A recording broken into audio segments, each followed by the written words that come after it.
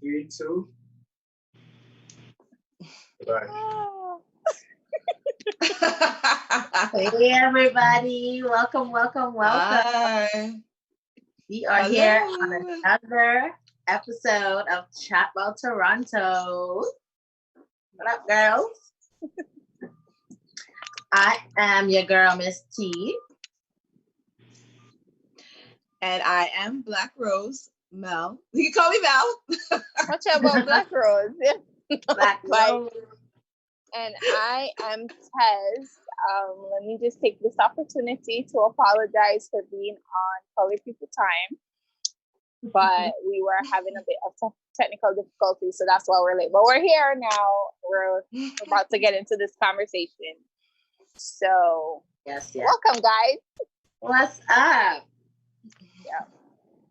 So, first things first. Yeah. Yes. What did you guys think about the song Clash? With the gun Oh fingers, though. my gosh. Oh my gosh. The Amazing. way Gun how fingers. I was so proud yesterday of my Jamaican brothers. You don't even know. That was such an amazing clash. Like, Oh, hands the down. energy. Yeah. The energy. There was one part where they were doing it chronologically and they were telling each side of their story. And then, like, hands down, how is their sound quality like way better than some of the verses that I've seen so far? That's been the best sound quality, period. Yep. Period. Yeah. Period. No, I feel like I was actually there. Sorry? I feel like I was actually there. Trust me. You know what I kept on telling Tasha, is like, we're in the nice breeze in Jamaica. The sun is, you know, that nice blows and you had a nice dance. There's a little smoke in the air. Like, it just had a nice, like, it was great. And in true Jamaican fashion, the Jamaica Constabulary Force did not fail to come out. I love you guys. I love you. It's not a dance unless the police try to lock it down. Shut it down. Exactly. I'm sorry. Boy, them always have to come. Yeah. That's how you know the dance nice. You know, at first I thought it was a joke. I thought it was like part of their act, because I was like, what's going on?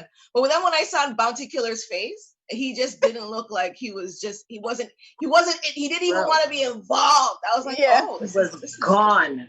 Yeah. I just saw was Bounty pew out the screenshot. He was gone. Saying Beanie had to be like, yo, come back, bro. Like, come, don't let them mash up the thing. Come back. This guy was gone. You don't want to be that guy. You don't want to be that guy. And trust me, if he had ever shut down that dance, he wouldn't live it down, you know. He would not live it down. At all. Yeah, and the man is like, yo, we're Jamaicans. We're being nice. Yeah. We're behaving. We're being nice. And it's so true. Like, just allow them. He's like, just leave us alone. Yeah. We're doing this. Is this we're doing? Just leave us. Yeah. Oh, God. It was the best. Honestly, for the fact that it came from those two, those who don't know the history of the beef that Beanie Man and Bounty Killer had for so long, coming up in their career as young artists, they were like this all the time. You know, that was like the hottest beef, one of the hottest beefs. Yeah. So like to see them now, and they were so like, you know, just friends and just bouncing and just, it was so nice. I liked it. At first, there was like I could see there's a couple moments where there's like a little bit of tension, you know, like a little bit of, but then they freed up, and it was just love, man. It was so good. It was amazing. You know what's so interesting I think it was to me? What's so interesting, I was telling you guys, is that it's so funny that our music, Jamaican music, reaches everywhere in the world. And a lot of the music that I was raised on, a lot of people were raised on it too. So when I'm looking at the comments and I'm like, people are singing along, I'm like, well, you know this song? Like, why do you know this song? Like, this is a song that real Gunman song. Yeah, too. I'm like, not wait. even the commercial shit. Like, nah. Like, hold on. For the heck of it, though, when there was a beef, right? What side were you on? hands down, I was on Bounty Killer side. Of course you were. Of course I was. Of course. No, which At side the were time, you on? I love Beanie, but I feel At at the time Bounty had more tracks. At the time I was Beanie. I was, at the time. It's just like the older I got, I preferred Bounty over Beanie. But when I was younger, I was more Beanie, 100%. Yeah. I was innocent. I was nice. I want to wind up. I don't want to, I didn't want to kill people back then. Right. Things have changed. Yeah. Big time. I have to say the Ghanaians felt they were part of the battle because they played that beat, the one with the Ghanaian grave diggers. You know, the one that the grave cat. The da da da da da That was when that's when Bounty Killer took out the friggin' grenade launcher. Yes. That's when he killed Bounty. I keep saying that's when Bounty killed Beanie. When he pulled that song out, I was like, people dead. It's done. But overall, if you had to pick a winner, who would you pick? As much as I'm a Beanie fan, I have to go with Bounty. I have to go with Bounty on this one. You think he took it last night? Yes, he took it. Initially, why though? I had said, why? Lyrically, yeah, he came with the tunes. Like it was just, and he just put it like in the right place. That's what Killer Clash, when you put the music in the right place at the right time. For the right song. Yeah. When the speech you're making and you just drop the song, it's like, bro. Man. And he just knows how to do that shit. That's one thing about Bounty. He has a gift to gab. Like, I love him, man. Oh, he's good. Especially when he was just like, Riri, hey Riri, wanna be me? Hey. Like that, like little things like that. He has that talent. When he called he's like, my G. I'm like, right? Exactly. He just has too much talk. Like that's why I always like him. He's just so slick with it. He always, even throughout the whole clash, he kept saying different shit on the mic. I'm like, he's so slick. Like that's my dude. I love him. I love him. Do we have any comments? I have to go in there and check and see. We have comments. Yeah. We have a few people online. Cam said, I was about to say, Cam, I'm sorry we're late. I'm sorry we're having a little bit of technical difficulties. But we're here now. I fixed my hair, Cam. Yeah, sorry. I'm sorry we're late. Richard said, you don't see this, ladies. Hi, Richard. Cam, you don't see this beautiful display? It doesn't just work in a few seconds. It takes some time, all right? Anna K is here. Hey, Anna. Anna. Hi, Anna. We have Junior Dimas. Nice, Junior. Yeah, thanks for he comes on like every week. Thanks for joining us. Right? Yeah. But yeah, if you're here, like that's what 4 people.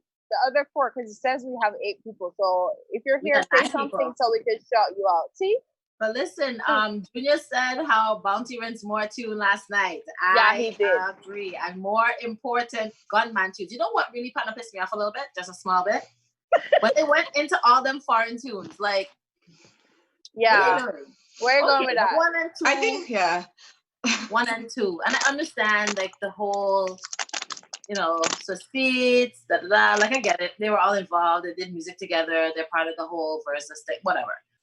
But I just feel like run tune, bro. Like run, like real tune. Like don't play stuff like we didn't even like those songs when they dropped. Like why are you playing? I thought it was they were doing it more of like a warm up to get like, especially for people who are not really familiar with the dancehall. I think they just wanted to show that they're not only dancehall artists; they actually have worked with that's what other type of artists. Yeah, like I feel like sometimes we forget there was a point in hip hop history where having a dancehall feature was one of the best things you could ever have to make your song good, right? So true. I think that was just kind of like a reminder to say, hey, We were in this bitch. We were in this Right? bitch. We were in this bitch. Yeah. You're right. It's true. I But didn't think it of it just from that brought me. perspective. Sorry, what you said, Tasha? No, I said she's right. I didn't think of it from that perspective. You know, I was just like, why are you playing these songs? Like, just get off with this. Get back to the real stuff. But yeah, And Tasha was really saying that. Tasha was really like, come on, hurry up. we're gonna want to hear this shit. Bring my gun. I want to hear gun. Hear you. Why? It's not always about war, guys. Sometimes it's always, it's about being cute and No, sexy. that honestly, that was my shit. Girl. That was their Gunman lyrics is what moves me. Yo. Like, you know what's so funny? Like, that shit What? moves me more than like them girl songs, girl songs that, wind up yourself, girl song. Yeah. Those songs move me too, but like a good gunman song. Like, bang on some walls and shit. What? God. First thing in the morning when I'm getting ready, that's playing in the shower. What? Who are you talking to? I would have thought Chronics or something like that, but So what do you think should be the next dancehall clash? Dancehall. I was thinking about that. You know who I really would love to see go up head to head? Oh. Vegas and Elephant Man. Really? Yeah. they could I battle, think but they have a lot of hits. I Not think they have a well. lot of anthem type hits that they could go toe for toe. Yeah. and people might know. Yeah. Yeah. I would love to see either Shensia and Aishana or Spice and Aishana. Okay. Yeah. But will people? A lot of people won't. I guess it'd be more of a.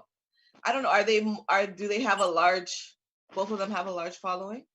Spice has a lot of following, and so does Ashana. She's new, but she's got a pretty good following. She have a couple songs she could have put. I was about to say, does she have enough songs though? That's the thing. Does she have enough of a catalog to compete with Spice? Because that's what it is. She might be hot right now. She might have like some hot songs right now. But does she have like, enough that she could draw for song, like, or she can be playing just songs off her one album, like, you know what I mean? Oh my God, her one. How about like? I'm just saying, know, right? Like, How about so rude? how about Spice and Maca Diamond? Is that her name? Jesus, that dead. That Mel. No. Mel. No. Your thing banging up. Your thing Sorry. Mel, that would be poor Maca. Yeah, no. That couldn't work. No. Even Shensia and Spice, I feel Shensia, as much as she's a good artist, I don't know if she has enough songs to come out, eh? Yeah, Probably I don't know, maybe. maybe. As much dancehall songs. Dancehall to compete with a Spice. I feel like that might be. Yeah. I don't know. Junior Dimas, Cartel and Busy Signal. So people were. That's not a competition, Junior. Sorry. I'm so sorry. Anybody Cartel against, I'm sorry, he's going to win. I'm so sorry, guys. Anybody that you could really put Cartel against, like New Age, that you could put against Cartel, who? Yeah. No. Popcorn? No, sir. No. Nah. That's the only person I can think of. Movado? Yeah. Not even. I mean, for fun, but we already know some Cartel go with it. We all know that. We all know. There's always a winner in this. There's always a winner. So how about Soca? So I saw people saying they wanted Machel and Bunji to have a versus. Oh, that would be so good. I would like to watch that. I think that would be really good. I think, honestly, those two are who I think, like, on the level with the level of songs that they have, I think those two are a fair match. I mean, Machel has enough songs. Yeah. So does Bunji, right? But I feel like that would be a good clash, a good matchup. But I heard some people saying Iowa. How about Kerwin? Iowa and Machel. I don't think. How about Kerwin? Kerwin and who? No, like him and Kerwin Marshall. Dubois. No, I don't think he could contend with Marshall. Oh, I shit. think You don't Kerwin. think? I feel. No. I think maybe Kerwin and Cass. Yes. Okay. Yes. Yeah. Okay. I can see that. I can see that. Yes. Yeah. Yeah, I can see that. Yeah. But yeah, I don't know that there's much other than Marshall and Bungie. I don't know who else could. Those kings could like contend with each other. I don't know who else could. Yeah. If you're gonna put Marshall up against anybody, you have to put Marshall with Bungie. That's the only other person I could think of would go up against it. Even I just felt because male Bungie's or younger. female. There isn't even a female. There's not even a female version of Marshall. I know. Right. Yeah, that's so sad. So. Yeah. No, Allison Hines. No. No. You don't think Allison Hines? Absolutely not. I don't think Alice. I'm just speaking from what I know. Allison has 2 hits when it cut. Like if you ask Jamaicans, we know about 2. No, we know 2. We know 2. We know Faluma. We know that, and we know Roll It. That's the only 2 songs we know. Okay. If you ask a Jamaican, those are her biggest songs. Right. But she has a lot of hits. She has a very long list of hits. She has like a full 20 years or 30 years of her career. So she's a good wealth of songs. But I just don't think that it would compete with Marshall.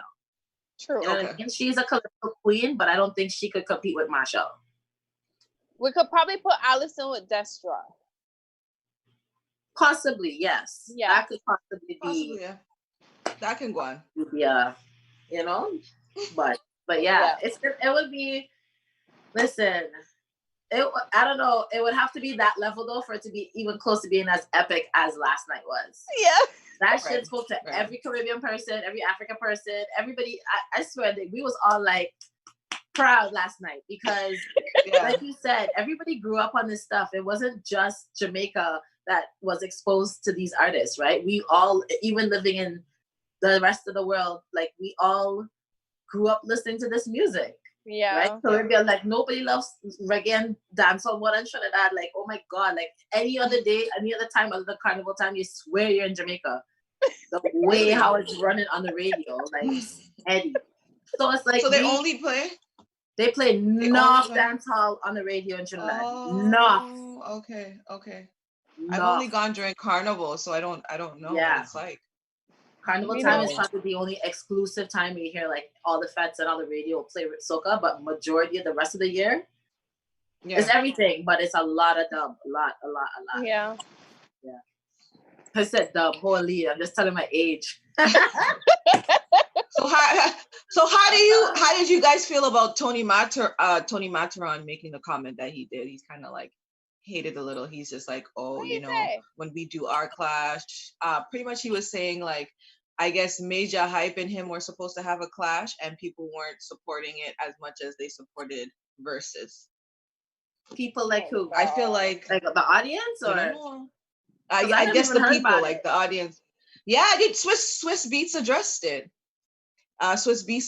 He was saying like he did this for the culture. He goes, at the end of the day, like Beanie and Bounty are one of, like, in regards to dancehall, they're a foundation for a lot of us, right? And he felt like they were the perfect two to represent it. And just because it's North American, it doesn't, like a North American is running it, doesn't mean that it's less than. Mm-hmm. So yeah, I didn't even hear about Major Hype and Matterhorn's. Me either. I never even heard anything about it. So yeah, I didn't know Major Hype did music outside of his little skits on Instagram. I didn't know he. I knew he did, but I didn't know he was serious into his music. Like, right. Just something he did on the side that he knew how to do, but I didn't realize that he was like a sound man, like, you know what I mean? Yeah. He does Instagram lives, like he gets a large amount of people watching. I watch his lives, yeah. Watch his lives. Anna said he was just running that thing. Anna said Tony Matterhorn is just a girl and like to get in his feelings too much. I don't think Tony Matterhorn has been around a long time, like even the other day, Foundation, like even the other day, DJ Khaled shared a video of when they were here in the early 90s, and Tony Matron has been around a long time. As a forefather. Yeah, He's and been maybe kicking he around just a feels long like he's just not getting the same amount of forward that other people are getting. So I think there's two things to have to consider. I think it could be the method or the platform that they announced on, because everybody is already kind of like the eyes of the world are on Versus. So if they weren't launching it there, then they may not have gotten the same response. right, Yeah. Right? Because they have a hub where everybody's looking at artist versus artist. So if they didn't put it there, then they're already losing the huge sensationalism of it. And then the other part is like, how did they just release it on their own pages and like figure that it was gonna catch a fire? You know, maybe they didn't get the response that they expected, you know what I mean? But also the other part I was gonna say is that sometimes is the hard realization when you as an artist or as a whatever contributor in your society, in your industry, realize that you're old. Yeah. And you may not have the pull that people that you thought you did or that you wanted. Right. Yeah. And I think there's honor in when you realize that. I think there's honor in stepping away. Right. And stepping away and giving room to people who, you know, are, I don't want to say current, they're just more trending now, because everybody's talented. It's just that your talent isn't really in demand right now. Right, exactly. I say leave as a legend. Okay. Yeah. That's so funny how you say that. Like, yeah, that's so funny because I was on 6ixBuzz the other day. I know this is like totally off topic, but it's like when you're old, you just have to learn how to let shit go. There was a video of a guy getting punked by a girl or something like that, and then he's like, I got money, and he's showing the $15 in his bag, and the girl's like, nah, like fix your teeth. Like she was getting at him, you know. You would have thought that he would just take the L and keep it pushing. So I put like, you know, because you've already been embarrassed. He then did another video to show like everything that he has, his chain, showing his bunny and stuff like that. So I commented on 6ixBuzz and I said, you know, sometimes you just got to take the L and keep it pushing. Do you know he responded? It was Are you serious? Like, oh yeah. He was. I think he was mad. I honestly believe and I said to him, I responded. I said, "Yikes, relax. Like, let it go. Like, you know what I mean? Like, you keep on trying to explain yourself is really making you look worse." Yeah. That's hilarious.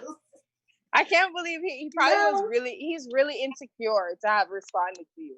Like you really touch a button for him to respond. I'm not even important on 6ixBuzz. I don't even a fucking blue check mark. I just, you know, people were saying worse things. I don't even think what I said was bad.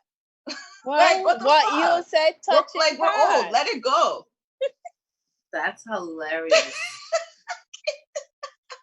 Well, but anyways, sorry. Wait, this is perfect for a segment. I know. I was just about to say before we get into our segment on this whole pressure of perfection and what society deems perfection to be. Because some people just think that they have the key when it comes on to be perfect.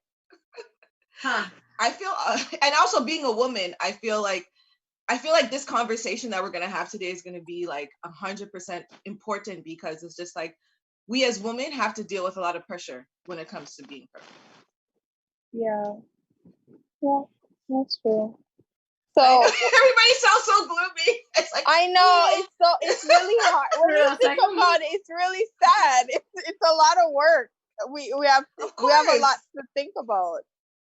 Yeah. But you know. Yep. Well, I mean, one of the things that I think beauty standards is one of the major ways that we are first kind of apply. I mean, for me anyway, the first place and time when I felt pressure as a woman or as a young girl was in body image and beauty standards. I feel for me, I was always like a chubby girl growing up, and that was something that was never celebrated. That was not something that, you know, there was never you could be thick and all that shit. That shit did not exist when I was growing up. Okay? Yeah. So like what did they say? What would they say? Like They would say if you have were to throw off that weight. You always used to say yes. You said that to me before. You have to throw off some weight. You're very pretty, Gila, but you have to throw off some weight because men don't like big girls. Men like women who are, manageable. So, right. I just love how you sound like your mother. okay. What like So- manageable meaning that because you're big they can't handle you, like I'm sorry. Yeah. So manageable meaning what? Meaning like you need to tuck right here. Like you have to tuck right in here. You Oh just my you need to be able to fit right in there. He needs to be able to lift you up. He needs to be able to handle you. You can be bigger than your Wow. man. Right? So for me growing up, that was the first introduction I had to like body image and not necessarily feeling like I was fitting the mold. Like I was not it girl. I was sweaty and fat.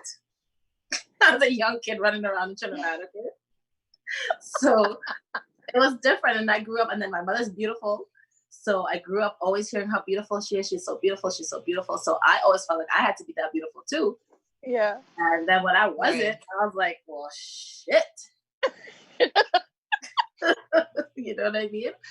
So that was my first introduction to feeling pressure for Right. perfection as a young girl growing up. Yeah. Right. Hmm. I guess it's so funny. Our stories are like opposite in the sense that for the Ghanaian form, being skinny is like the lowest of the lows. It's like your parents are not feeding you and there's really something Wow. there's something wrong with you and you must be sick. There's an issue with you. Like, so I started feeling insecure when I started to become more of a preteen teenager, because obviously I didn't gain the weight that I guess everybody expected that I would gain, right? So Mhm. I remained skinny, and I remember there was times when I would have to buy something and I would have to like make sure that my collarbone wasn't shown. So I always would have to wear like, a shawl or something. And when I went to high school, I started putting jogging pants under my pants. It was Wow. fucking bad. To look thicker. I Oh my personally didn't wear God. to look thicker. So I used to put my pants, the jogging pants under, stick it under my socks, then put the pants over the jogging pants, and then put a belt to like tighten it so it could give Wow. me like a little bit of weight. And to be very honest with you, I didn't wear anything short until the age of 27, 26. Wow. That's when I started. That's right. 25, 26 is when I started to like wear shorts. I never showed my body because I was ashamed of it, because I thought that, I was fucking disgusting. I was skinny and I looked disgusting. Period. There was no, don't get me wrong. Like my sister was like tried to be very motivational, but I feel like in our culture, we really don't understand it. Like she'll just throw me a skirt. You're going to wear this today. I bought this for you. You're going to wear it. But it's all mental, right? Because you want to be perfect. And then it didn't help that some of my friends fucking looked like Beyonce in high school. Mhm. Anyways, that was how I felt body-wise. I felt disgusting. But Tess, did you have any experiences in regards It's so to? funny that I was okay with how I looked. I was always fat. I've always been fat. But Right. I had a problem with me being fat when I got introduced to cable. And I started watching BET. And I started to see that what I would wear is not what people my age would wear. It didn't matter. Yeah, it didn't matter that the people around. You remember when bell bottoms came in? Yes. Yeah. Yeah. It didn't matter to me that the girls around me were wearing bell bottoms. But when I saw people on BET wearing bell bottoms and showing their, like all the way down, they were in hipsters, bell bottom hipsters. Yeah. With the little top The and midriff. Yeah. And they had their belly button pierced. And I'm like, I don't look like that. My belly button can't be pierced. My belly hangs out. Right. Right. Yeah, I know Exactly. And then you're looking at them, you're looking at you, you're like, Yeah. one of these things is not like the other. So that's what I was. There was a lot of things about BET. But before I was good. Like I was okay. Like I couldn't fit into regular clothes. I couldn't fit into clothes for kids my age. So I used to wear my mother's dresses and my dad's jeans and so on. I was okay with it. But you see, when I get introduced to look at TV, the look at cable, child, I was just like, yeah, it's a problem. So that's media. Like that's a lot of influence from media and celebrities and all the rest, right? Right. Yeah. But I like. Do you guys feel like right now? Sorry. No, go ahead, Mel. No, you can go. Sorry. No, I was gonna say that, like, did you guys at that age when you were like, you know what, I don't look like how I want to look, did you guys ever consider surgery or dieting or anything to change your body? At that age, no, I never considered surgery. That was not even, again, people weren't doing a lot of that like when I was growing up, so that kind of came later on. But dieting, yes, I did consider a lot of dieting and wanting to exercise but not actually doing it. I did a lot of dreaming about exercising and dreaming about losing weight that I never actually lost. But yeah, like I never actually did think about surgery until like later on in life. I've never actually considered surgery to lose weight. That's never really been what my surgery is about, getting my breasts to stand up like a 12-year-old. Well, still not 12. Okay, too young. I was about like 18-year-old breast, but like I just want the nipples back up to the top, though. Back up to that top. That's it. That's the only surgery that I've ever considered. Is I don't even want no ass surgery because that shit is played out, honey. That's gross. Like I'm sick of them stripper ass body girls. I'm tired of y'all. I'm tired. So now, like that's really the only thing that I would consider. And like at this point too, like there's a whole saggy breast movement. So I don't know. I might just join it and just fuck that whole thing. You know. You're good.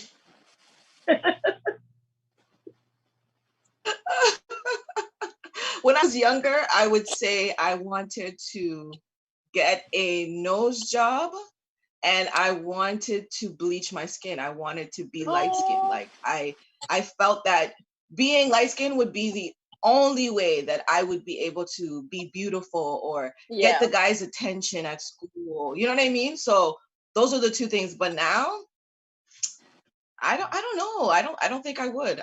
There's nothing really now that I don't think I would want to do. Yeah. So, yeah. Maybe I hated physical activity. Oh please, your belly's fine. Girl, you want to talk about belly? I don't even know what you're talking about. What you gonna do with the belly? You got surgery for this much belly? Shut up. What? Oh, I can't pour my heart out to my sister. I can't pour my feelings. Now are you talking shit? No. Yo, I hated physical activity. Like anything that I could do to get out of physical activity. I used to get my grandma's a nurse.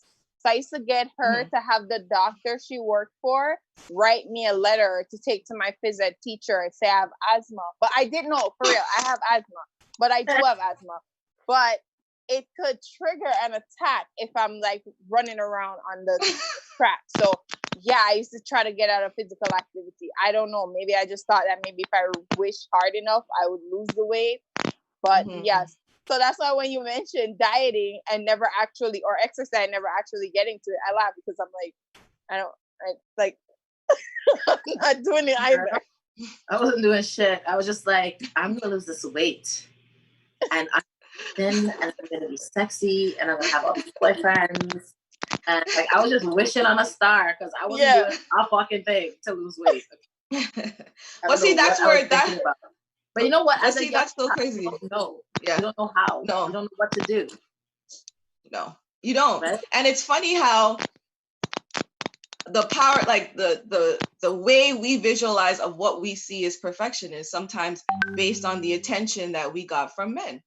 True. And it's so true. As much as sometimes we try to say like, I don't care, I love myself, but there is still that male influence that kind of drives us. And I feel like that's why a lot of women are going and doing plastic surgery, because they've been watching all these music videos and they just probably assume that that's what all the men like, because that's what you see them liking on social media. That's what we see all the time. So it's like,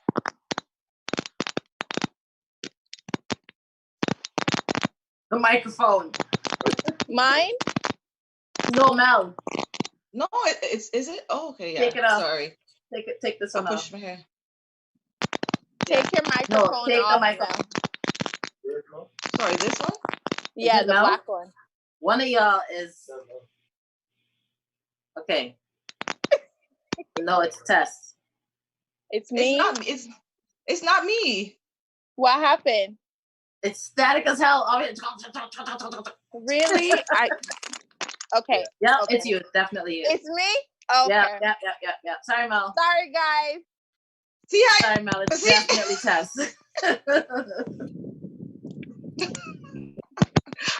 I'm like, what? What? It's better. It must be better. Yeah.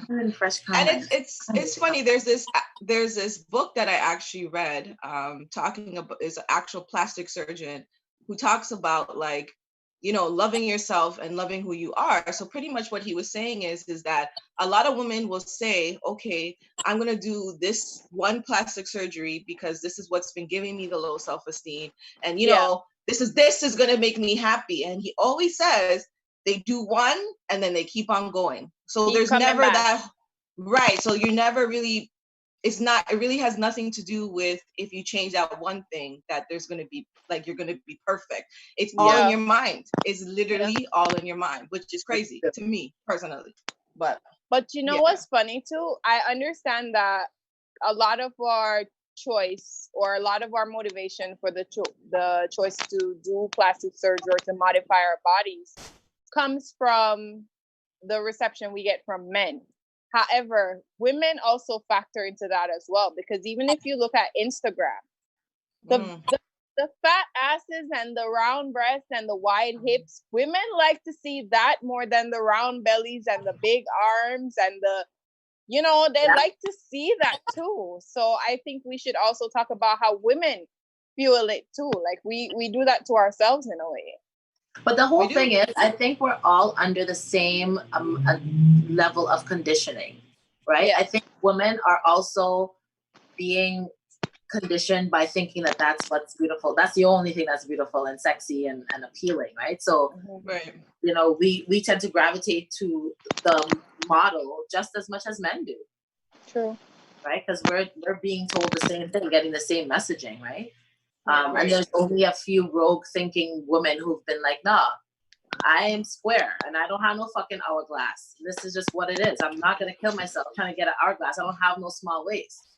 Yeah. My back is brown. Like that's just what it is. You're going to just love that. Right? And I love people who can embrace that. And that gives other people courage, right? Because when you have an entire society moving in one way, it's really hard to be the one person going the other way. Right? And so... So it's when I find people like that, it's like, it's admirable, you know, but it's not easy. It's definitely not easy. Right. Even like on the other, like you talked about with Mel, like there's a lot of women who feel that they are not woman enough, or they're not appealing to men or sexy to men because they're not thick, because and there's always some fucking man who's there to talk off his mouth and tell every girl, like, oh, you're not a breast girl, you're not a body, you're not, like, you're shaped like a little boy, and like, you know, they always have some comment. So, you know, that further confirms what a lot of girls who are slimmer or think, right? Yeah. I know lots of sexy ass fucking small girls that I'm like, okay, girl, they're sexy as fuck. Like, it's not about how thick you are. Like, I feel like everybody has every bread had their butter, as my grandmother used to say. So, but I think in your mind, though, you're not thinking about the few who actually may appreciate you like, especially at that time when you're slimmer or if you're bigger, you're looking at what the majority actually thinks, right? Yeah. At that time, like, because I remember one time I went out with one of my friends, very good looking, tall, beautiful, tall, light skin, whatever the case may be. And we used to go out all the time, but she was like that person we used to get free drinks all the time because we knew like, just use your light skin and get us some drinks. So we're okay with we are okay with the the colorism. That's fine. Get us the drinks. So one day we went out and my back was turned to her. So we were just dancing, having a good time, and I guess a guy from behind me, which I didn't see, wanted to talk to her. He literally came because it was a crowd, right? He came through the crowd and literally pushed me out the way. Oh my God. And his friend caught me. And just to talk to my friend who's gonna punk you anyways because you don't have any money. Period. So you did all that. So his friend grabbed me and he was like, I am so Mel froze. Yes. Is when he gets light-skinned girls, he just turns full. You froze for a second. I was just like, oh, I did? Mel, start over. Say it again. Oh, sorry. Say that. No, I was saying when his friend grabbed me. Yeah. Yeah, after he grabbed me, it was like his friend came and picked me up and he's like, I am so sorry. Like when my friend sees light-skinned girls, he just turns a fool. So he went and bought me a drink and he just kept on apologizing the whole night for his friend. So imagine, I already have low self-esteem and then that's just adding on the fuel to the fire. I literally just wanted to just die right there, literally. I was like, really? Madness. Right. Wow. Right? Well, compare and contrast how you are now versus then. Like, what if something like that was to happen to you now? Something like that. Like, how would you have handled it? I think now I would have just probably laughed it off. I wouldn't have taken it. I wouldn't have taken it as personal. But like, because I think I have gotten to the point, it took me a very long time to just be comfortable in my own personal skin right now. So I love my complexion. So like, if it would happen right now, I think I would just laugh. Like, I would just be like, oh, stupid pussy. And just laugh about it and keep pushing. Yeah. I don't know. So I don't know. Imagine. Just a nice soup. The way the soup was, and I was like,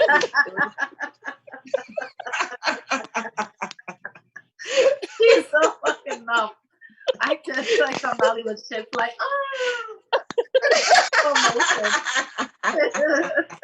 I think for me, I'm starting to realize this is something that I was never able to do when I was younger. But I'm starting to accept the fact that people in general carry a lot of self-hate. And a lot of times when they choose a partner, a lot of the motivation comes from their own self-hatred, right? There's a lot of things about themselves that they hate, so they would never want to see it in that person, or they don't want to see it in their child. So they pick someone who they think can kind of balance out their, in that case, somebody who will make pretty babies. But when I see people being extreme with it, like, I start to feel sorry for them. So if that happened to you in my presence, I probably would have called them out on it. I think there was a time, and I still think there's still, the time is still kind of not as much as it was. I feel like light-skinned girls at that time were in denial of what was really happening in regards to colorism. So I feel like they probably didn't. Yeah, exactly. So I don't think it was, especially at that time we were young too. Like, it's not like we were educated at that time in regards to our culture, who we were, you know what I mean? And like, even understanding really what colorism is at that time. So I think it's true. I don't think there's many people who like recognize what was the very blatant racism and colorism that was happening. Like, we didn't necessarily recognize. I know I didn't. I remember my girlfriends being very like, because when I came here, I was like a darker complexion. And so I never really considered myself light-skinned. And they referred to me as light-skinned. So I'm like, what are you talking about? I'm not light-skinned.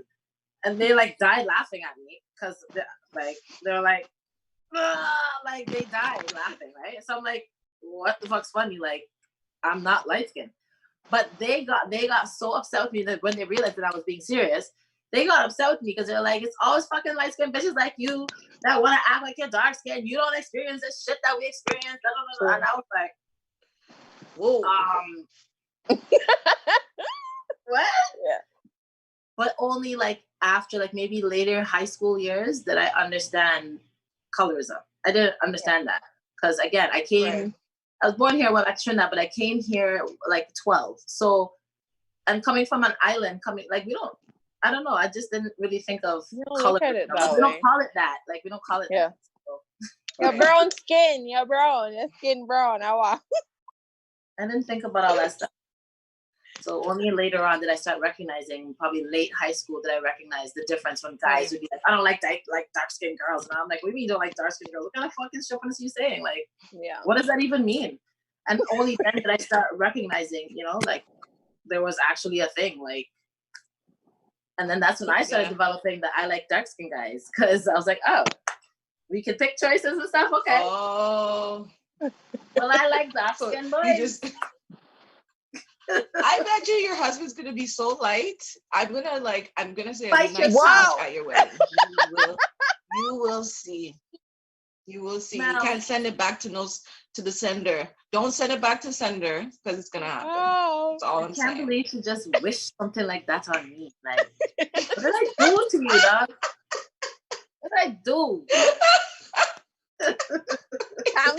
Cam says no to plastic surgery. I have to disagree. I feel like you should get whatever it is that you want to get done to your body, modify it in whatever way you want to modify it in order. If that's what's gonna make you feel good about yourself, bitch, go for it. Listen. Some okay, I get it. Like I know someone who did a gastric bypass surgery. Yeah. I don't think it was a superficial thing. I think it was more a health thing. And since she's done it, she's been keeping up with it. You know what I mean? Yeah. But I'm talking about, for instance, I feel like if you want to do plastic surgery, it's your body. However, it's like, are you fixing the mind part first before you actually go and do those types of surgery? Like, look at Khloe Kardashian, for instance. Girl, who is she now? Who is that person? Which one of her? Who is she? I was about to say that. I'm like, who is that? She looks like sorry guys, my bra. Completely different woman now. I'm like, when they show that new meme that's going around, when they show the 4 of her, I was like, but who the fuck is that? Yeah. She's a whole other person. That's a fucking catfish. Catfish, dog. That's and you know what? Catfish. When you have kids with someone who looks like that, who's done so much surgery, and you have kids with them, it's gonna end up being like that surgeon, that man who wanted to sue his wife because you're an asshole. You're an asshole for that. And she made him some ugly babies, and he was like, "Fuck this! This was a damn lie. I was bamboozled." It's gonna be one of that. That's not what I signed up for, bitch. That's not what I signed up for. Thought you were a hot girl. I thought you made me some pretty babies. You made me some little gremlins. Nah. Yeah, but do you guys? No, but do you guys think there's a difference though between, okay, I think there's a difference between plastic surgery and cosmetic surgery. Like you could get a fat transfer and that's not plastic surgery. So you think it's plastic? So what is that? Cosmetic? When it's plastic? Yes. When plastic is involved. Oh. Yes, only when plastic is involved. So because if I change my nose completely. No. And you're transferring into your ass. Yeah, and you're talking about my ass is not real. My ass is real. It's my fat. So because that's you not sound the way like God... Nicki Minaj right now, dog. No, I don't. Yes, no, I don't. You sound like Nicki. Nicki said it's my ass. That's what she said. Yo, she sounds like those plastic ass. So she says it's her ass. You sound like. You sound like those fitness trainers who go and get the whole body works and then fucking come start Instagram PH to show women to fucking make their body look like that. That their belt. All they have to do is work out. Yeah, you gotta wear their fucking waist trainer and drink their tea, and you get their body. But Nikki's ass is fake. Though. Nikki has plastic in her ass. She had ass shots. Hold on. So ass shots is what? is like when they put like the plasticky stuff in your butt, or the, you know, it's not fat. Silicone. It's not like your fat. Like silicone, yes. Do you know that that's what she has in her butt? Because I think she has the same fat transfer. That's what she did to her butt.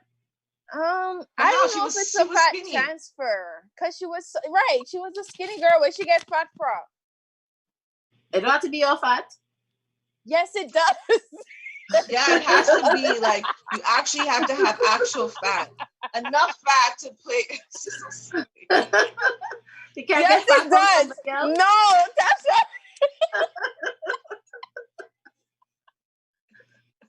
So where the hell Shantia get it from?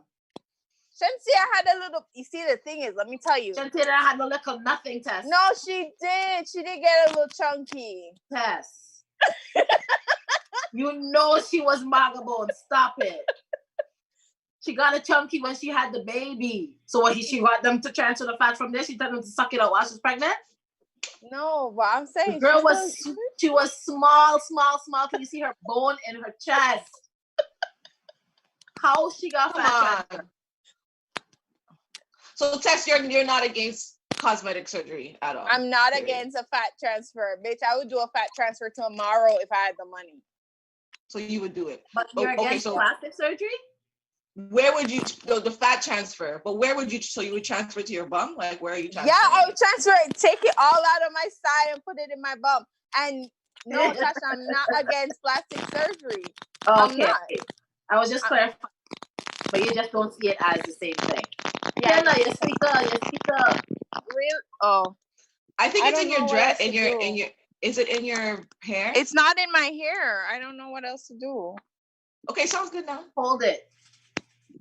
You want me to sit like this the entire show? Oh Lord, no, that's it. Because it's not working anyhow. It's still staticky. Broke. No, right it's now not. it's not. Yeah. Okay, I'll just sit like this. I personally feel like I understand, like, you know, if someone says, oh, maybe if I do this, it may make me like a little bit better. But I just feel like I've come to a point now in my life where it's just like, we need to appreciate all different types of sizes. Like, I know, I remember how Tess, you were saying how people have a different response to people who are bigger. And before, I used to be that person like, you know what I mean? Plus size, oh my God, you know, but I don't know, something just changed. I feel like if you're confident with yourself, we all can't fucking look the same. We can't. And still here. We can all do still hearing static? Yeah. Child, I don't know what to do at this point. Can you take it up? Just take it up. Take it off. Both of y'all. Take it up. No, but I'm shit. You can okay, hold on. Aye, yes, you too. Hold on. It's not me. Okay, wait, let's see. Tess, talk. Oh. Tess can't hear us now. Oh. Hi, see, it's not me. So now I'm the only one on the show. See? You see how Mel gets the blame for everything?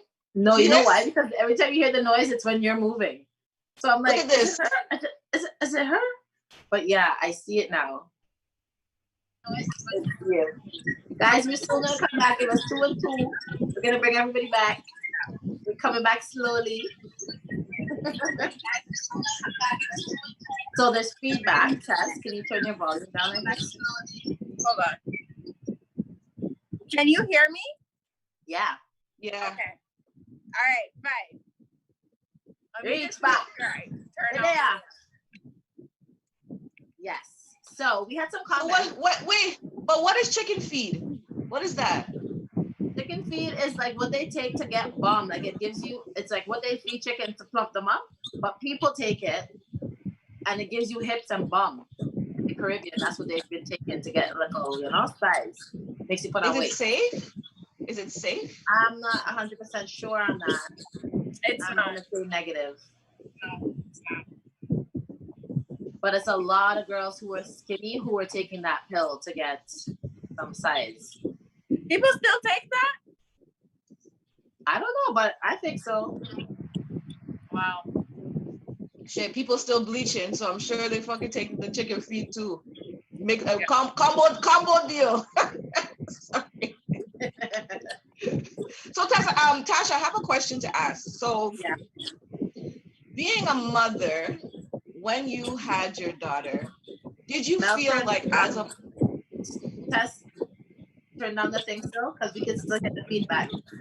There's no sound here. Okay, so somebody else has something turned up? You guys are hearing feedback? I hear like wind. Yeah, there's feedback.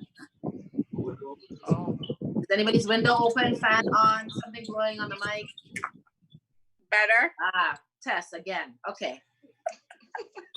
Tess, what is going on here? Listen, You know what's so crazy? I don't understand how all of this is a problem this week, because last week is the same setup I had. This is the very same setup I had last week and the weeks prior, and I was fine. At this time, it's bare noise. I don't know now it's a problem. So I don't know. Technology. You can't. The technology is sensitive today. Right. I was just saying, Tash, as a mother, you had your daughter, I would say semi-young, not too young. Was there a pressure? Did you feel pressure, like, or did you feel like you were judged being like doing this on your own, or, you know, or trying to have to be like this perfect mother? I definitely did feel pressure. I felt pressure to be the perfect mother. Right. I feel like just as a young woman, I feel like we're just expected to know how to be mothers and how to be wives and stuff like that, and to be good at it and to want to be a mother and a wife. So I did feel pressure. I had my daughter when I was 26, so I was young, but still, I was young. I feel like I was young because I was still baby child. Like I was just now moved out, like a few years out of my dad's house. I was just now, now spreading my little wings and things. But I had her, and I felt almost immediately, I felt a great deal of pressure because just the realization that you have someone to think of, take care of, feed, all the rest. That was like anxiety inducing pressure. But but in terms of being a parent, I feel like sometimes, and I chose to not be that type of parent. I feel like as parents, we sometimes try to present this perfect side to us. Like we don't want our kids to know that we've ever made mistakes or that we've ever faltered in any way, or that, we smoked weed or we drank or we did whatever, had sex young or whatever. Like we always try to present this perfect, holier than thou type of thing. And I feel like in doing that, it puts a lot of pressure on you as a parent because that's not who you fucking are. And number two, it also sets like false expectations for your kids. Like they now also feel like they have to be perfect and they can't make a mistake, and they like the things that they're experiencing naturally in life that you experience, you make them feel like if they're not supposed to be experiencing or feeling or whatever, right? So from that perspective, I felt like there was a lot of pressure. So I chose not to be that kind of parent. I chose to be more of a transparent parent, and that rhymes. And I just wanted to be more transparent with her and like guide her more than pretend, Right. I wanted to show her what life was really about and show her how to deal with these things versus pretending like they don't happen. So then she's running to her girlfriend, somebody else, to ask them things that she should be asking me because she doesn't want to feel like she's letting me down or whatever. I didn't want that. So from that part, I did feel pressure. And I also just felt pressure from like society of like, just making sure I'm doing the right thing. And then also because I wasn't married and, I'm raising a child by myself. So I was like, looked upon as, the typical, stereotypical kind of, single Black mother, struggling single Black mother, like, which I really hate that narrative. And I really wish I never even had that part of my story, but it's part of my story. So it's just what it is, Right. But it's so crazy because like my sister, she had my nephew at a young age also, like her early 20s. And I find it doesn't even matter if you're with the person or not. I feel like our community or just in general, we're ready to judge. Because I remember when she had her kids, certain parents were telling their kids not to hang out with my sister because they felt that she was a bad influence. Meanwhile, she's with the guy, like they're still married today, but they used to judge her, like they used to look bad, like they just used to like put their head down on her. And she had a partner who was with her, and I just find that, you know, and then I feel like she had to force herself to be a perfect mother all the time because she didn't want anybody to come back and say any shit about her. Like, Exactly. I feel like that's a horrible fucking, I'm sorry for you too. Like, that's a fucking horrible experience to, it's bad. Like, you know, you're having this new child in your life and you have to deal with all those other challenges. And then you got to deal with society saying, oh, every second. Yeah. And everyone watching everything you do and how you do it. And, you know, there's a lot of pressure being a parent, being a mother, and being, you know, being all things to all people and all the rest. You know, it's just a lot. I think there's also a lot of, like you mentioned it, Tasha, there's just a lot of pressure on women in general to be a mother. And it's like, if you say that you don't want kids, it's like, well, how dare you say you don't want kids? Yeah. Like, what are you going to do with your life if you don't have kids? Like, there is no life outside of not being a mother. Like, what is it? I'm like, people are able to choose. And if I say that I don't want to be a mother this year and maybe 10 years down the line I decide I want to be a mother, like, that's my choice. Your choice. It's my choice. And the timing's like, oh, you're in your 30s and you don't have a child yet. You're in your 40s, you don't have a child yet. Like, I think people need to start thinking so much bigger than that. Science continues to evolve. Technology is a friggin', I don't even know what to say, it's a phenomena. So you cannot put age limit on women anymore in terms of like biological clock is ticking, because you can have your first child at whatever age you choose. My only concern with women is that you are mentally ready to be a mother. Right. And that's what matters. Yeah. That's what matters. I would rather a woman who is not interested in having children don't have any, because you're not going to be happy and you're going to ill treat those children. So why even bring children just to, you know, fit whoever's like, no, you know, I would much rather you not have kids and live a fulfilling life, not being a parent. And I think it's so that we have to be women, or we as women, we have to feel like we must be a parent. Like, I remember someone going off on someone at work because she went and had her thing removed, her uterus and everything removed. What's a hysterectomy? She was very young too. Like, I think she was late 20s and she had it done. And everybody at work was up in arms. They're like, how could she go and do that? She's gonna be so upset when she grows up and she's gonna have kids. And I'm like, this is a she didn't just jump. And even the doctors make you go through psychological testing for like a year or two, especially when you're young, before you even get to do that. So she's sure.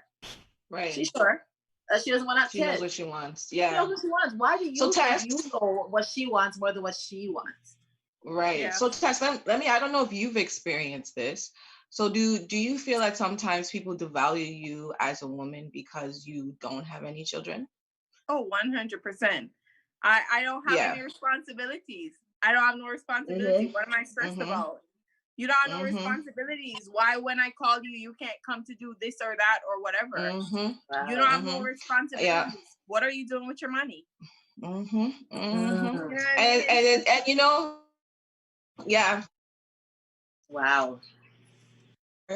I find that I'm always the easy target because I'm single. I have no pick-me. So those are the two things that actually value me in the community. And I always find that people always make comments like, you're too picky. You think you know everything. You need to have a child. You need to have this. You need to have that. And it's kind of like, I got to a point, at first it used to bother me. I used to go home and cry because I was just like, so do you guys think I'm sitting here saying that I don't want a man, I don't want a companion? Like, I just haven't met somebody at the time. Like, you're really gonna devalue me as a human being because I don't have a child. Right? Like, it was just like, and it's like they make it seem like you're this selfish person and you're inconsiderate. But then if I were to go and have a child out of wedlock, you're gonna judge me regardless. So I kind of got to a point where people are always gonna have things that they're gonna say.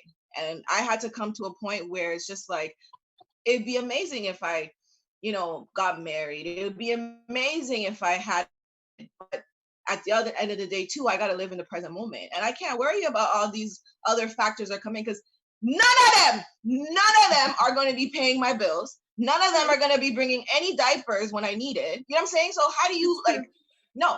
So yeah, no. All of y'all can go suck it. Every single one of you. Every single one of you. And another thing about being a single woman too, everybody kind of assumes that you kind of want their husband. The women who are not really too confident in themselves, it's like they get really uncomfortable with a single person being cool with a married man. Yeah, in their presence is like, bitch, ain't nobody want your man. Calm the fuck down. And I hate that because it's like being single, you're deemed as being a hoe. It like, how does that even like? How does that equate? Like as soon as you walk into the room, you're gonna suck every man straight into your hole. Like, I swear, it's like they look at you like, get that bitch away from my man. Like, I swear, that's how people look at you. Like, honey, you're the only one who wants him. He's all yours. Like, right? And it's so crazy because single woman, I used to be like, okay, let me just be cautious of what I post on social media because people may think that, okay, because I'm single and I have no kids, I'm always partying, you know what I mean? They probably assume all these types of things. So I was I restricted a lot of things that I actually posted because I didn't want people to see my true self because I never felt 100% comfortable. Right. And to come along and behold, even though I held certain things back, people still already have, until this day, still have a negative impression about me. Apparently, can't help that. All I do is party. Mm-hmm. Girl, all I do is party. I fuck niggas. I fuck men for vacation. The reason why I'm single is because I'm picky and independent. Like, this is all based on stories that people have created, and it's kind of like you have to you want to prove to people that no, I am deeper than that. Like, but it's just like I feel like that can cause a lot of pressure because I have friends who actually have gone into major depression because they're forcing themselves to be what everybody's saying that a woman's supposed to be: wholesome, go out, but don't go out at all, don't drink. Don't Can smoke. I ask you a question? Just be there. When you do, like, when you evaluate where you're getting this feedback from, do you find that you get more of that type of feedback from men or women? You know what? It's very funny you say that. It's single women talk behind my back to men, right? Men who I don't find attractive are the ones who will always make a comment, or married women always are the ones to make comments about my personal life. Yeah. It's never single girls. Never. Even the ones who have kids don't even talk. Like, you know what I'm saying? Just those type three. How about you? I don't know if it's different for you guys. That's what I was getting at. It's just that a lot of times comments come from people who are never in your shoes. People who can never relate to your story always have something to say. And that's why, like, when it comes down to the pressure of perfection, unfortunately, it's a journey that all of us have to go through. Like, we have to get chastised. I feel like we all have to go through it. But that's how you build up that inner strength where you reach to the point where it's just like, your words don't hurt me anymore. And then I think too, with age, you get there where you're like, okay, if that's what you think, that's what you think. Moving along. It's sad that you have to go through it, but that's how you get here. Absolutely right. Right. Absolutely but right. It kind of sucks. But it kind of sucks sometimes because you really want to go tell them people go fuck yourselves. But it's kind of like, again, it's not really worth your energy. But then you don't want to appear to be that stereotypical Black woman either. Yeah, you know, right? Because it's like we're because that's how you have to act in the workforce. So I'm sure sometimes you want to carry on a particular way, but again, we have to like confine ourselves because we want to appear perfect. We're not going to carry on any type of way because we don't want the people that work to have a judgment of you as a Black woman. Yeah. Right. Yeah. We have to touch on our comments, guys. We got some people listening in. Thank you guys for watching. I know. Thank you, guys. We have comments and Please we tell- done ran on from other topics and we still have comments. Listen, please tell all your friends to subscribe to our YouTube channel. Yes. We're trying to bring the numbers up. We love you guys and thank you for your support. But yes, want to Absolutely. read the comments, Deb? My earring keeps falling out. Okay, so we're going back to, so we had Cam commenting about the plastic surgery. So she was saying that some plastic surgery is due to insecurities, and that's what she has a problem with. If it was for health reasons, by all means, but if you have insecurities, then that's not a good reason to do Plastic surgery. I agree to that. Then what else do we have? She said my OCD went in. Yes, it sure did. Adam says definitely important to be ready. I'm not Hey, even sure Adam. what we were talking about with that one. I may be ready to have kids. Maybe ready. That's what he's talking about. Ready to give birth and be a mentally mom. ready to have kids and Yes. just breed, cause auntie say a time for breed. Right. Cam asked, was I always transparent from a young age? Yes, I was always transparent, girl. Always. And Denise says, preach. Hey, Denise. Yeah, so we were just going in about, the pressures of being a single woman, all the stereotypes that people have of you, the things that men, like we've all encountered it. And Mel and I, we had an onslaught together one time where a lot of men feel like we are, because you're single, that you are some kind of a man eater, like you just go through just disposing of men's bones all day long. And that I don't know where to get this stuff from. And that you always have men in your inbox. Your inbox must be this. You must always have men calling you, or you must more times, bro, more times. Well, I just want to know, where do people come up, like, why would you want to make up a story, like create a story that's not real? You know what I'm saying? Like, it really bothers me because it's just like, so what are single women really like? I would like people to tell me what they want single women to do. So we're single, we don't have a partner. We're not supposed to go out, because if you go out, you're a hoe. Yeah. You go out too much and men think you're beat about because you're out all the time. Like, I know a lot of people would say that girls are like, they're beaten about, they have too much man know them, and they're always in pictures with everybody, and like, so how are they supposed to meet people? Where are they gonna meet that person? Like, how? Yeah, I don't get it. And it's so crazy because I know women who go out and I know women who don't go out, and we're all in that same boat in regards to meeting a partner. And it's kind of like, I also have another friend who says that she's just gonna fake it till she makes it, until she meets someone, because clearly men really don't have a clue, because they base it on what they think. So she's just not on social media at all. And I'm not saying she's a hoe, but she love dick. And she's just out there doing, I personally think that you're single, do whatever the fuck you want to do, right? But it's funny because she doesn't post that she's out, or she doesn't, you know what I mean? So, but she's doing what she's doing behind closed doors, and everyone will say that she's innocent. And that's what I'm trying to say is that everybody has these assumptions of people being single, but you really don't know them. Like, exactly. A lot of these people, female, male, whatever it is, like, they've never even taken the time to even get to know you and see your story and see anything about you. True. People always judge you, and it's unfortunate. Like, that's just what it is, right? Like, a lot of people will see you and just make up what they feel your story is and what you look like you like, and whatever. Like, it's just unfortunate. But you know what? I've gotten to that age. I'm at the I don't give a fuck age. Before I was like, oh my gosh, I used to take it to heart. I'm like, I don't want men to think of me like this, and I don't want this, I don't want that. Now I'm like, I don't care what none of y'all think of me. Yeah, just don't care. Like, I'm there, and I know it came with experience and age. That's really all it came with, because nothing revolutionary happened in my life. It was just that I just got to a place where I'm just like, why do I care for people that I really don't even care for you in general? Like, your opinion, why do I care about what you think of me? I don't. Yeah. Junior Demas made a fair point. He said that chances are, growing up, you got cussed off by your parents, right?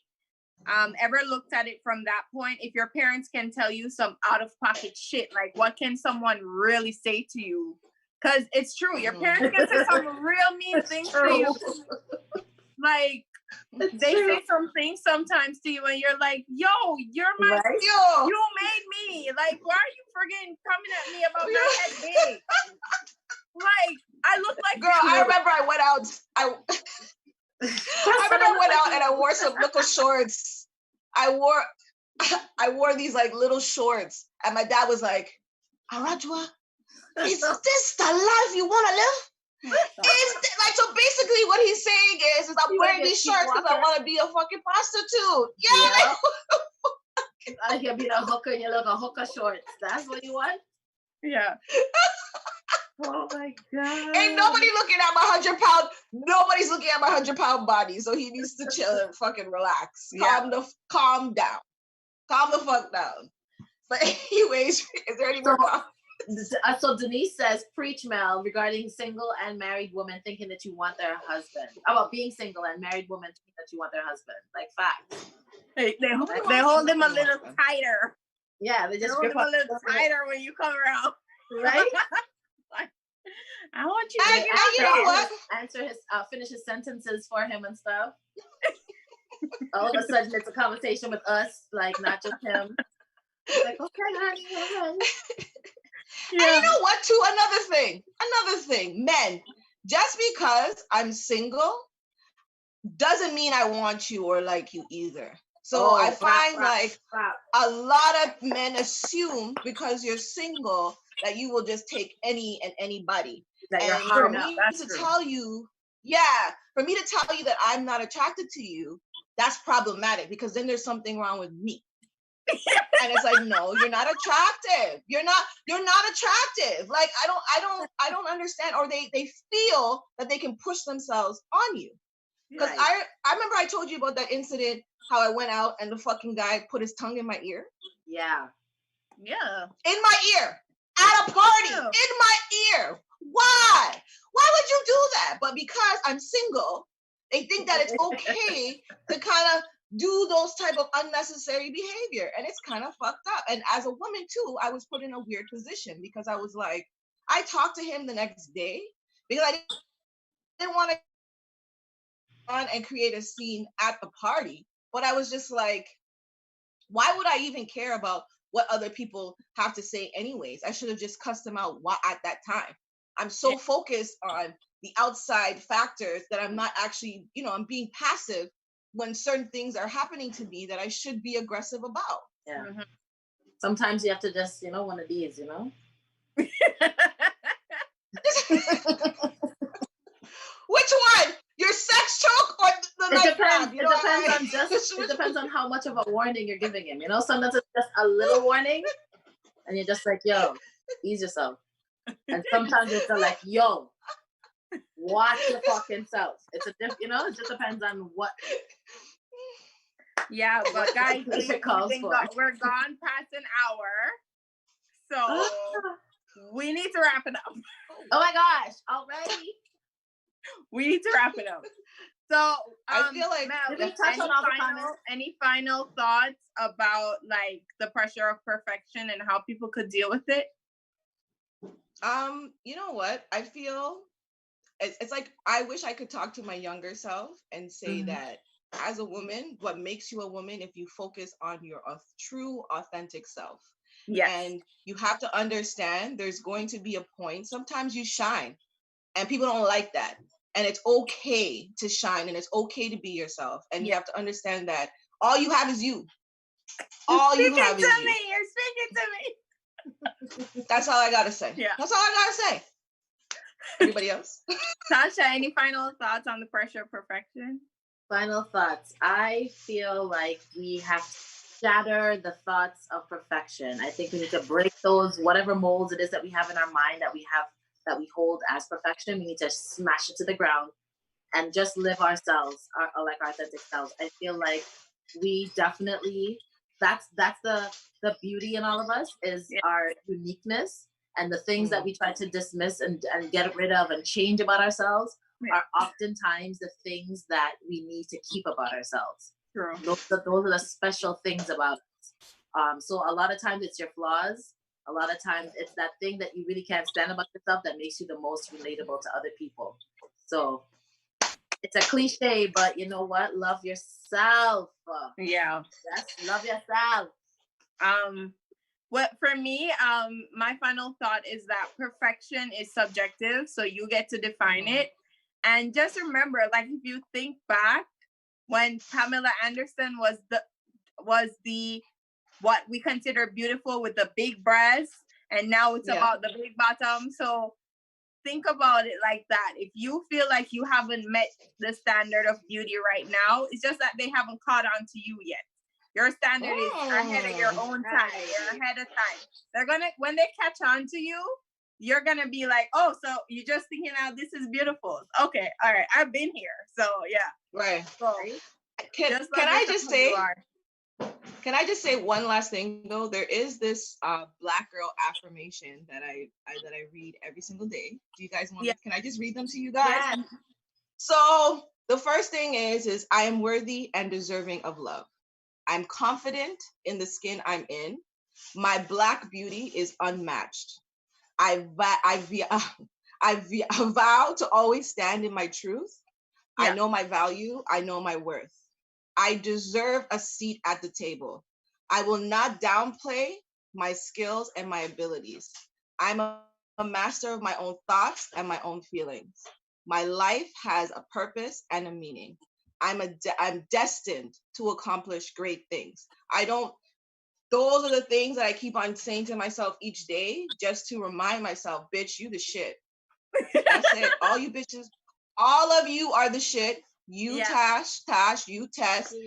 We just have to all the women on our feet, all the men too, you the shit too. But you know, this is for the ladies. Just rock your brand. Let's rock your brand, right? Yeah. So thank you guys for watching. Thank you guys for joining us. And make sure you tell your friends to subscribe to our YouTube channel. Yeah. Follow up, love up. So we'll have a good week, and we'll see you guys on Sunday because we back again. Coming back on Sunday with another episode. See you guys. Enjoy your week. Yes. Ciao. Bye.